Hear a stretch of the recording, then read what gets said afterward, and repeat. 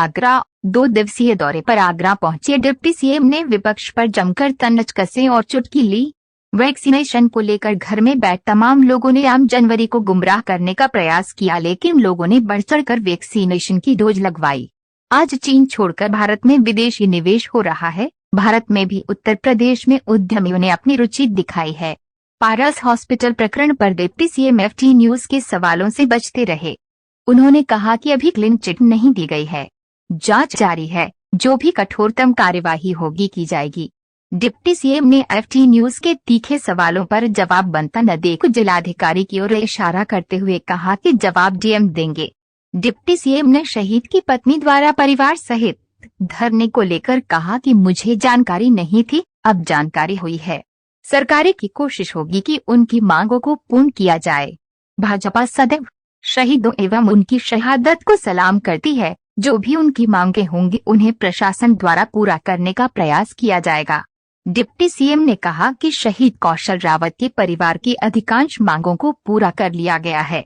FT news के सवाल की शहीद को 64 लाख अभी तक नहीं मिले, इस पर चुप्पी साध गए डिप्टी सीएम। प्राथमिक स्वास्थ्य केंद्रों पर चरमराती व्यवस्थाओं पर चुप्पी साध गए डिप्टी सीएम। एफटी न्यूज द्वारा पूछे गए सवाल पर कि जनपद आगरा में 2 दिन वैक्सीन डोज खत्म हो गई थी, इस पर बोले ऐसे बड़े अभियानों में कभी भी ऐसा हो जाता है। उत्तर प्रदेश सरकार ने निर्धारित डोज से अधिक वैक्सीनेशन किया है। निरंकुश हो चुकी है। जब डिप्टी सीएम के साथ स्थिति कर रहे हैं तो किसी पार्लियामेंट मेंबर या एमएलए के साथ क्या स्थिति करेंगे? नहीं, ऐसी कोई बात नहीं है। वहाँ पे इसलिए जरूरी नहीं कि एसडीएम या वो हर अधिकारी हर जगह रहे। हम खुद से कह के चलते हैं कम से कम अधिकारी मेरे साथ में रहने चाहिए। लेकिन चूंकि पीड़ित पक्ष के वहाँ गए हैं तो वहाँ पे अधिकारी को उन्होंने तत्काल बात करके कहा सर मैं अभी तुरंत आ जाती हूँ, पास में ही हूँ, क्योंकि वहाँ पे दूसरे अधिकारी की ड्यूटी थी और वो अधिकारी वहाँ पर मौजूद था। इसलिए कोई ऐसी बात नहीं है कि जिसको हम कहा जाए कि किसी ने प्रोटोकॉल का उल्लंघन किया, किसी ने कुछ किया। ये मैं समझता हूँ उचित नहीं है। अधिकारी हमारे सकारात्मक काम कर रहे हैं। मंत्री जी शहीद की पत्नी बैठी हुई है 2 दिन से धरने पे है, उस पर क्या कहेंगे? देखिए मैं समझता हूँ कि संवादहीनता कहीं ना कहीं हमारे अधिकारी कई बार वहाँ पर मिले हैं और जो हमारी सरकार है, बीजेपी है, ये पूरी तरीके से संवेदनशील है। जो हमारे पुलवामा शहीद हैं या कहीं के और भी शहीद हैं, तो आप अगर देखेंगे तो जितना इस सरकार ने चाहे केंद्र की हो चाहे प्रदेश की सरकार ने जितनी सहायता की है, आज़ादी के इतिहास में कभी भी इतना किसी ने सहायता नहीं करी होगी। धरने पे क्यों बैठना पड़ रहा है? हमारे अधिकारियों ने उनसे बात करी है कि आपकी मांग आखिर है क्या। 10वीं बार जो भी हमारे अधिकारी गए हैं उन्होंने जो काम बताए हैं, पूरी काम की सूची है कि शहीद परिवार ने कहा कि यहाँ पे कौशल किशोर रावत के वहाँ पे जुड़ी सड़क बने 9,89,000 की बन गई। उनका यहाँ पे इंटरलॉकिंग हो 5,91,000 की अंतिम संस्कार स्थल से जुड़ी हुई सड़क बन गई। उन्होंने कहा कि मारुति सिटी पेट्रोल पंप से मोहन सिंह के वहाँ 6,31,000 की। मैं बोल रहा हूँ, आप भी प्रश्न करेंगे ना, मैं बोल रहा हूँ तो सुनिए उसको जवाब को मैं बता दूं फिर आप।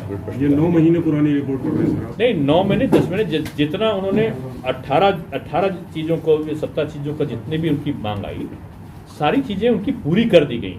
सारी चीज़ बन गया है। उनकी मूर्ति के लिए पैसा दे दिया गया।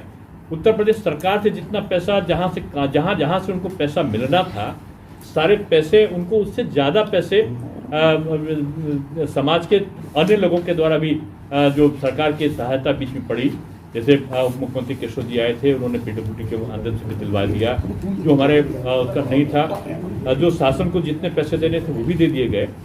उनकी जो डिमांड रही है मूर्ति का बनने का था वो भी बनवा दिया गया।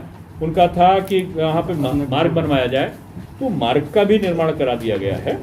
और हमारे लिए श्रद्धेय हैं शहीद, हमारे लिए एक श्रद्धा का केंद्र है।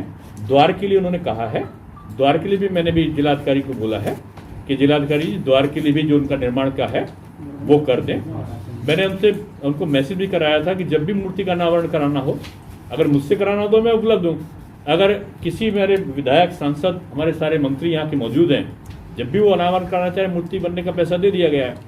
ये स्थल के लिए पैसा अरे दे सर, दिया। दर्द यही है कि आप वहां तक गए और वो अनावरण नहीं हो पाया। नहीं, तो उसे अनावरण के लिए कहेंगे तब मैं जाऊंगा ना। शिक्षा विभाग के उनको हमारे अधिकारी जाके बैठ सर, रहे हैं। शिक्षा विभाग का 64 लाख रुपया बकाया है, मुख्यमंत्री कोष में जमा है। 2.5 साल के अंदर वो पैसा कहाँ गया सर?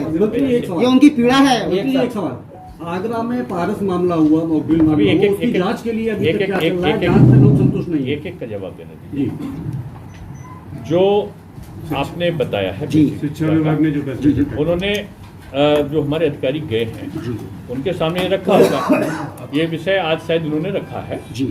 अगर ये चीज बता देते तो उनके लिए अनशन धरना तरीका नहीं, उनको बुलाया गया था लेकिन किसी मजबूरी कारण नहीं आए। उनको नौकरी देने के लिए मतकासिद के लिए भी कहा गया था।